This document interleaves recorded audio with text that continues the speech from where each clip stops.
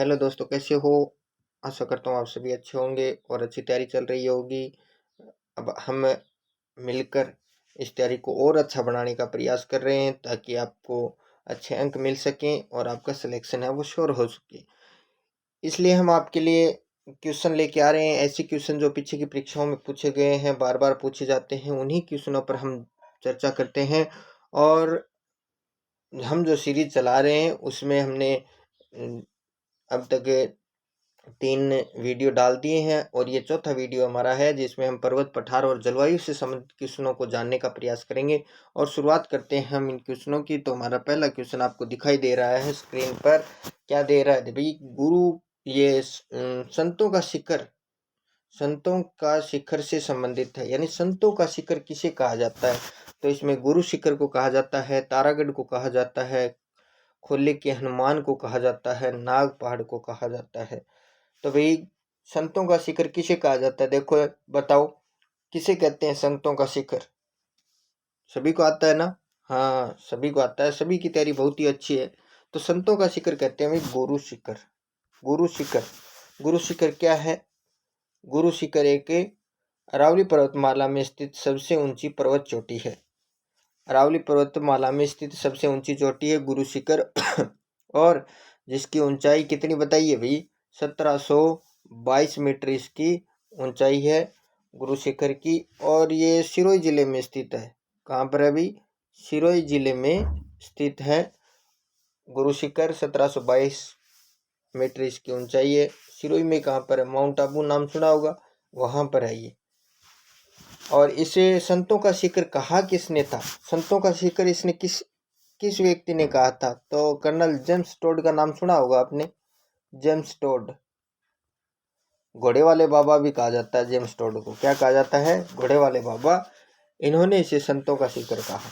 चलो अब अगले क्वेश्चन की तरफ बढ़ते हैं। अगला क्वेश्चन क्या कहता है?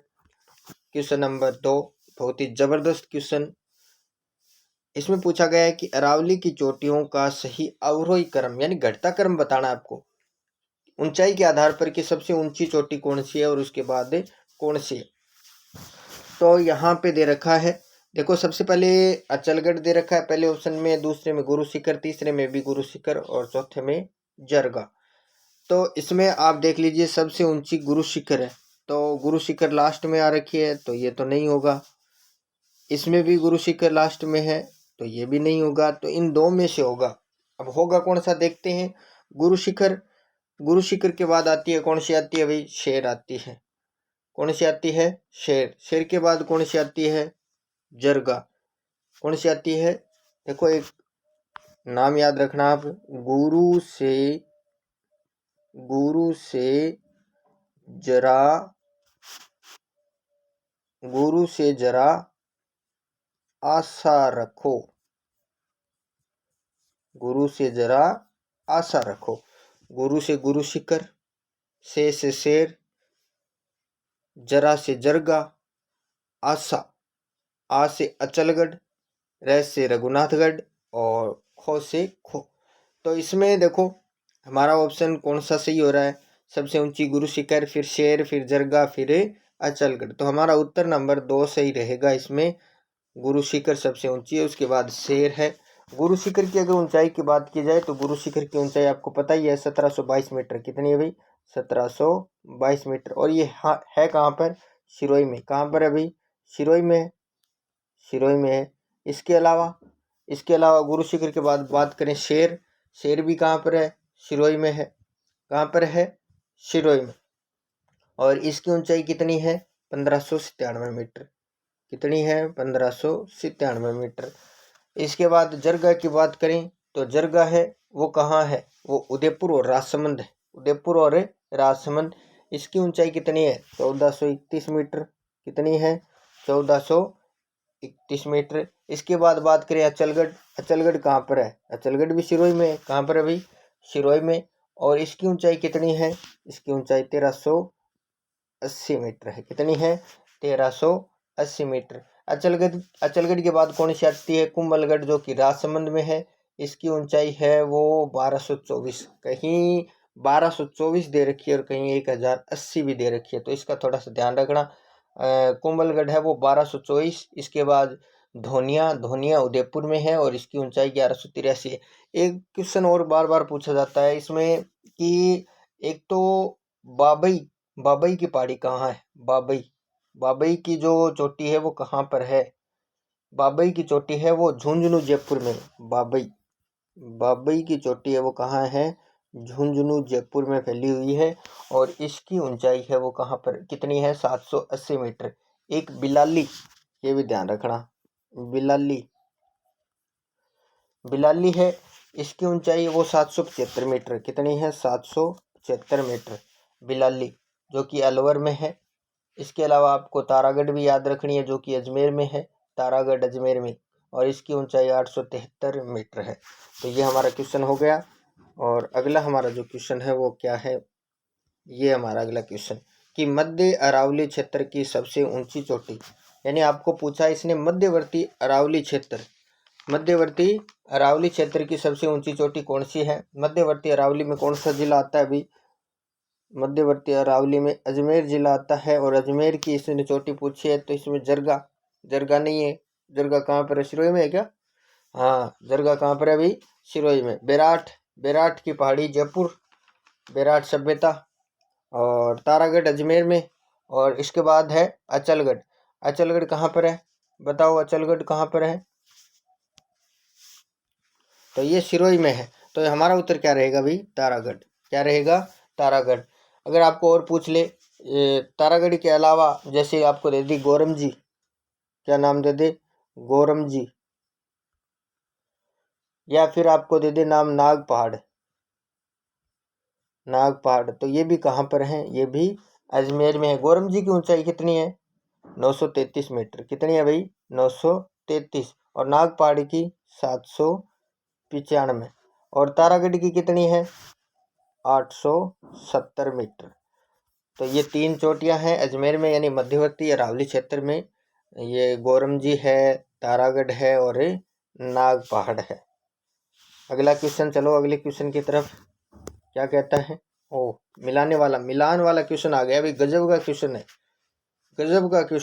क्वेश्चन क्या पूछा है, भौतिक विभाग, यानी एक तरफ क्या दे रखे हैं, भौतिक विभाग और वह जिला, दूसरी तरफ क्या दे रखा है, जिला। आपको मिलाना है।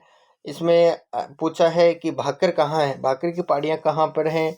इसके अलावा गिरवा कहाँ है, वागड़ किस क्षेत्र को कहा जाता है और बागड़ किसको कहा जाता है। तो बागड़ और वागड़ दोनों को ध्यान रखना। बागड़ किसे कहा जाता है अभी, बागड़ आपको बताया था, याद है क्या, वीडियो देखा था क्या, पिछले वाला वीडियो देखा था कि बागड़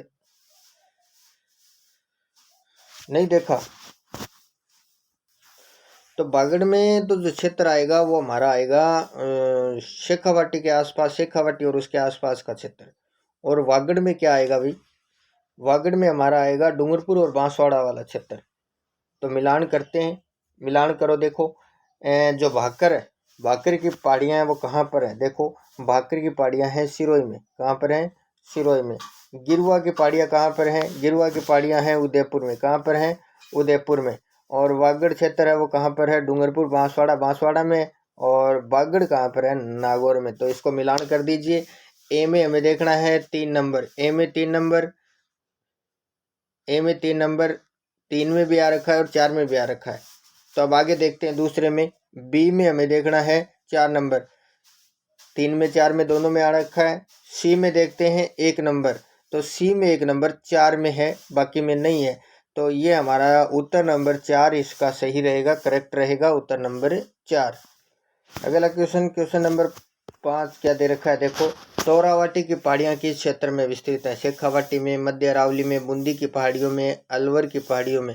तो शेखावाटी जो क्षेत्र है, झुंझुनू जिला है, वहां पर क्या है, तोरावाटी क्षेत्र, उसको क्या कहा जाता है, तोरावाटी क्षेत्र। तो इसमें शेखावाटी वाला आएगा। चलो अगला क्वेश्चन देखते हैं क्या कहता है अगला क्वेश्चन।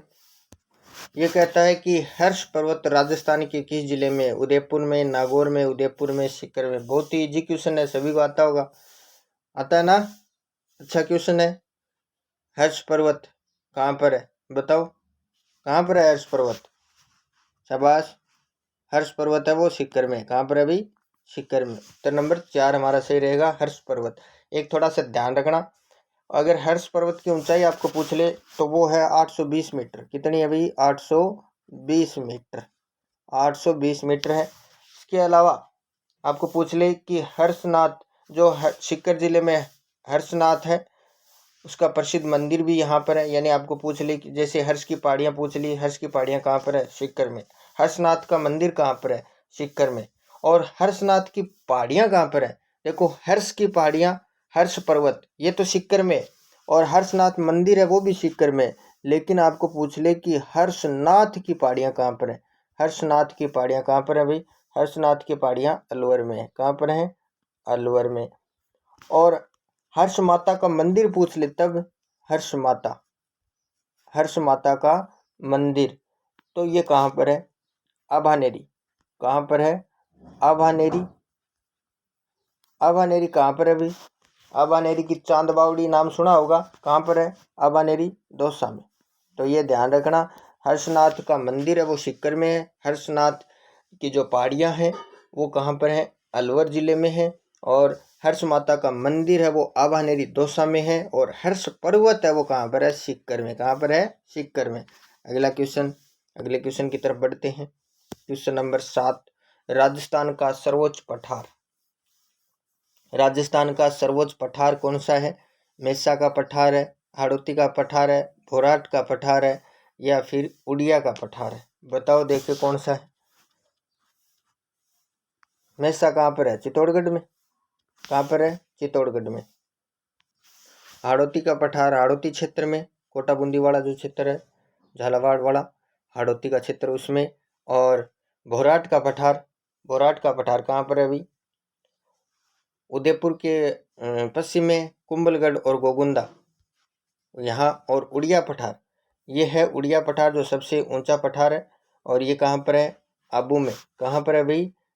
आबू में उड़िया पठार है, सबसे ऊंचा पठार है। तो उसका इसका उत्तर हमारा क्या रहेगा? उत्तर नंबर 4 रहेगा। और इसकी ऊंचाई अगर पूछ ले, इसकी ऊंचाई है वो 1360 मीटर। कितनी है भाई? 1360 मीटर। ये ध्यान रखना, सर्वोच्च पठार है वो उड़िया का पठार है। अगला क्वेश्चन, अगला क्वेश्चन क्या है भाई? सुमेलित करना। सुमेलित नहीं है, इनमें से सुमेलित नहीं है, तो सुमेलित कौन सा नहीं है वो देखना है हमें। तो सुमेलित है जैसे बोराट का पठार, बोराट का पठार कुंभलगढ़ से गोगुंदा के मध्य। सही है भाई, ये तो सही है। और भाकर की पहाड़ियाँ हैं वो कहाँ है? सिरोही, ये भी सही है। उड़िया का पठार है माउंट आबू में है, ये भी सही है, जो सबसे ऊंचा है। और लसाड़िया का पठार राजसमंद, ये गलत है। लसाड़िया का पठार ये क्या है? गलत है। तो लसाड़िया का पठार कहाँ पर है भाई? लसाड़िया का पठार है उदयपुर में। कहाँ पर है? उदयपुर में। तो बोराट का पठार कुंभलगढ़ से गोगुंदा के मध्य, भाकर सिरोही में, उड़िया का पठार माउंट आबू में, और लसाड़िया का पठार है उदयपुर में। अगला क्वेश्चन, अगले क्वेश्चन को देखते हैं। अगला क्वेश्चन क्या है? ये है अगला क्वेश्चन, उपरमाल क्या है? उपरमाल क्या है? उदयपुर, उपरमाल क्या है? उदयपुर का बोराट का पठार है, या फिर चित्तौड़गढ़ व भीलवाड़ा के मध्य स्थित पठार है, या फिर आबू का पठारी क्षेत्र है, या नागौरी उच्च भूमि है? तो इसमें हमारा जो उत्तर रहेगा, उपरमाल क्या है, तो ये रहेगा हमारा चित्तौड़गढ़ व भीलवाड़ा के मध्य स्थित पठार। चित्तौड़गढ़ व भीलवाड़ा के मध्य स्थित जो पठारी जो क्षेत्र है उसे उपरमाल के नाम से जाना जाता है। अगला क्वेश्चन क्या कहता है? अगला क्वेश्चन हमारा, अगले क्वेश्चन की तरफ बढ़ते हैं। एक और गजब का क्वेश्चन, देखो भाई क्या क्वेश्चन है, गजब का क्वेश्चन है। बरे, परवेरिया, शिवपुर, देवबारी और सुरा का संबंध है। क्या ये पर्वत चोटी है, या दर्रा है, घाटी है, या पठारी क्षेत्र है? क्या है बताओ, बताओ भाई क्या है? तो ये क्या है? दर्रे हैं। क्या है? दर्रे। पहाड़ी क्षेत्रों के मध्य क्षेत्र, मध्यवर्ती भागों में जो जाने के जो रास्ते, दर्रे जिनको बोलते हैं। दर्रा यानी एक रास्ते नुमा आकृति होती है, दर्रा उसे बोलते हैं, जिससे पहाड़ी क्षेत्र को आर पार किया जा सकता है। अगर दर्रों की बात की जाए तो राजस्थान में सर्वाधिक दर्रे हैं, वो कहाँ पर हैं? राजसमंद में है भाई, ध्यान रखना, ठीक है ना? अरे भाई पल्ले पड़ रही है क्या? पल्ले पड़ रही है क्या मेरी बात तेरे आपको? पड़ रही है ना? तो बताओ भाई, राजसमंद में दर्रे सर्वाधिक कहाँ पर हैं? राजसमंद में जैसे कामली घाट है। कौन सा? कामली घाट दर्रा। इसके अलावा गोरम घाट दर्रा। कौन सा? गोरम घाट दर्रा। इसके अलावा जीरावल दर्रा। कौन सा?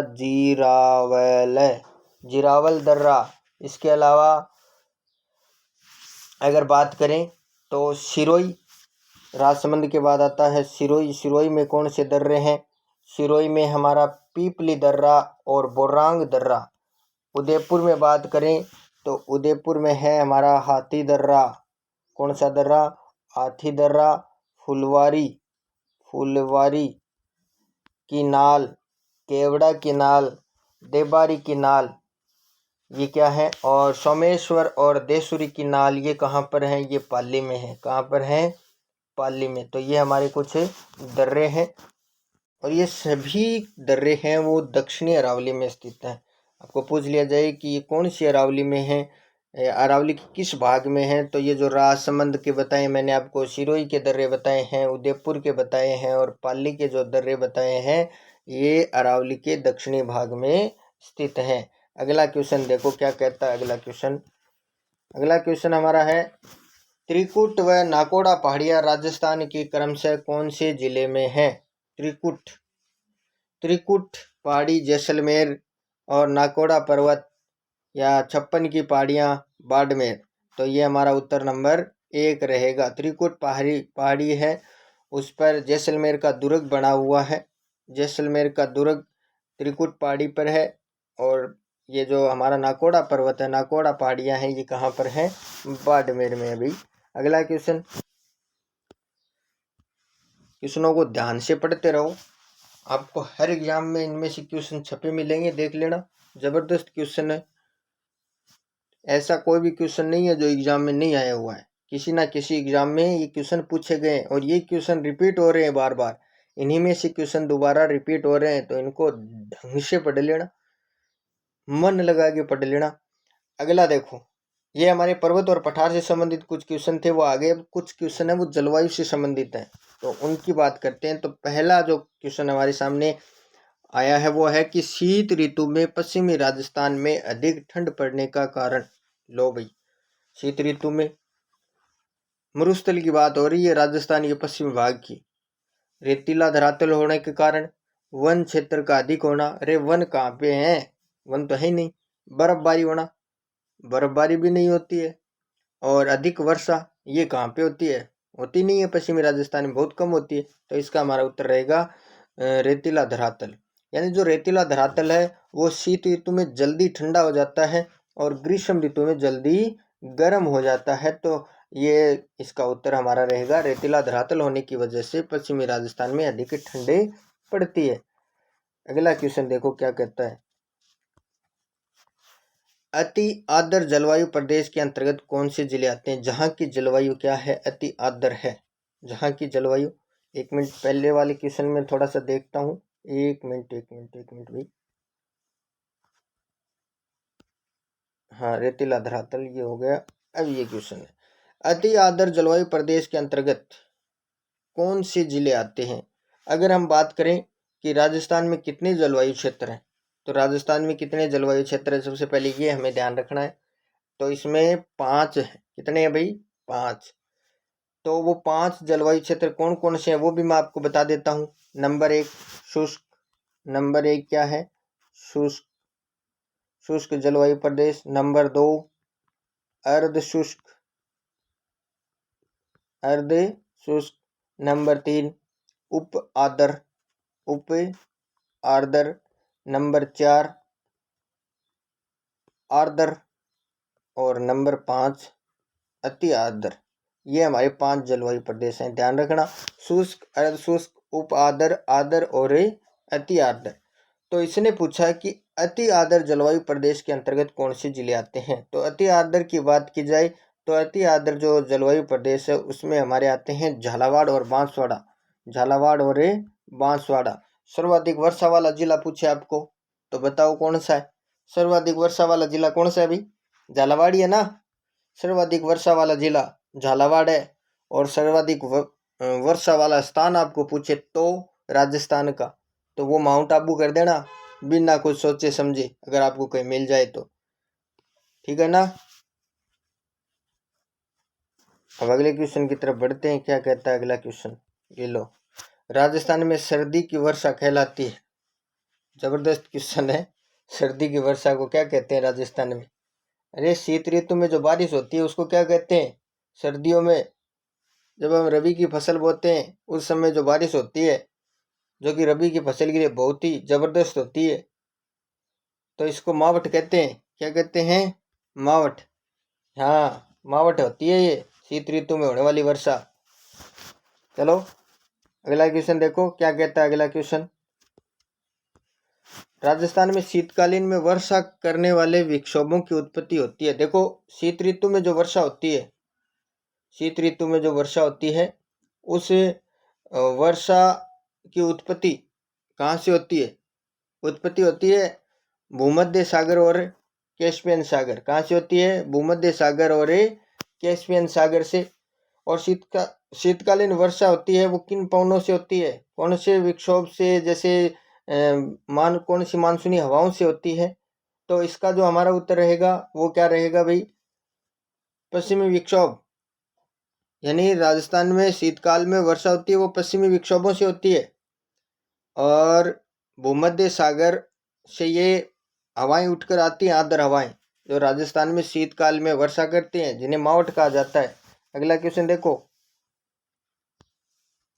कैसे लग रहे हैं क्वेश्चन? अरे भाई कैसे लग रहे हैं? अच्छे लग रहे हैं ना? हाँ।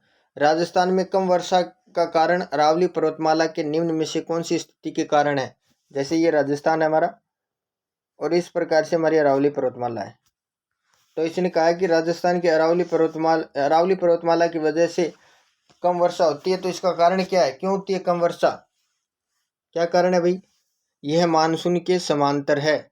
ये क्या है? मानसून के समांतर। यानी जब अरावली पर्वतमाला के पास से जो मानसूनी हवाएं गुजरती हैं, इधर से जो मानसूनी हवाएं आती हैं, वो मानसूनी हवाएं सीधी यानी अरावली पर्वतमाला के सारे आगे की तरफ बढ़ जाती हैं। इसलिए जो पश्चिमी भाग है वहाँ पर वर्षा बहुत कम होती है। यानी इधर से आती हैं वो टकरा के और सीधी समांतर हो जाती हैं, इसके समांतर हो जाती हैं। इधर से आती हैं वो भी सीधी निकल जाती हैं। इसलिए ये जो पश्चिमी भाग है इसमें वर्षा है वो बहुत कम होती है। अगर ये अरावली पर्वतमाला नहीं होती तो ये हवाएं सीधे इधर चली जाती और इधर भी अच्छी वर्षा होती। तो अरावली पर्वतमाला है वो मानसून के समांतर है, इस वजह से यहाँ पर वर्षा कम होती है। अगला क्वेश्चन देखो क्या कह रहा है। अगला क्वेश्चन एक और गजब का क्वेश्चन, जबरदस्त क्वेश्चन। किस दिशा में राजस्थान में वर्षा की मात्रा में वृद्धि होती है? ये लो, ये हमारा राजस्थान का इस प्रकार से ये मैप हो गया। और इसने पूछा है कि किस दिशा में राजस्थान की वर्षा की मात्रा में वृद्धि होती है। तो इसका जो हमारा उत्तर है वो उत्तर नंबर 3 रहेगा। ये दक्षिण और ये पूर्व, दक्षिण पूर्व। और ये कौन सा हो गया? उत्तर पश्चिम। तो दक्षिण पूर्व से उत्तर पश्चिम होती है क्या? इधर से होती है दक्षिण पूर्व से उत्तर पश्चिम। ये दक्षिण, ये पश्चिम और ये उत्तर, ये पूर्व। तो इधर भी नहीं होती है। तो इसका उत्तर क्या रहेगा भाई? इसका उत्तर हमारा रहेगा उत्तर नंबर 3, उत्तर पश्चिम। ये उत्तर है, ये पश्चिम है। इधर वर्षा क्या होती है? कम। क्या होती है? ये उत्तर, एक मिनट भाई, ये उत्तर और ये पश्चिम, ये उत्तर और ये पश्चिम। ये क्या हो गया हमारा? उत्तर, ये हो गया पश्चिम और ये हो गया दक्षिण और ये हो गया पूर्व। तो अब उत्तर पश्चिम ये जो क्षेत्र है, उत्तर पश्चिम वाला क्षेत्र, यहाँ पे वर्षा क्या होती है? कम होती है। और ये पूर्व और ये दक्षिण वाला क्षेत्र है, यहाँ पे वर्षा क्या होती है? अधिक होती है। तो इसका उत्तर क्या रहेगा? यानी इसने पूछा कि किस दिशा में राजस्थान में वर्षा की मात्रा में वृद्धि होती है। तो इधर से और इधर की तरफ चलते हैं, इधर चलते हैं, किधर से भाई? उत्तर पश्चिम से दक्षिण पूर्व की तरफ चलते हैं, तो वर्षा की मात्रा है वो बढ़ती जाती है। अगर दक्षिण पूर्व से उत्तर पश्चिम की तरफ जाएंगे तो वर्षा की मात्रा क्या हो जाएगी? कम हो जाएगी। तो इसका हमारा उत्तर नंबर 3 है वो सही रहेगा, उत्तर नंबर 3। अगला क्वेश्चन, क्वेश्चन नंबर 18 क्या दे रखा है? राज्य का आदर जिला कहलाता है? आपको बताया था झालावाड़ है आदर जिला, सबसे आदर जिला है वो झालावाड़ है। और सबसे शुष्क जिला कौन सा है? जैसलमेर। कौन सा है भाई? जैसलमेर। आदर स्थान पूछे कौन सा है? आदर स्थान माउंट आबू। कौन सा है? माउंट आबू।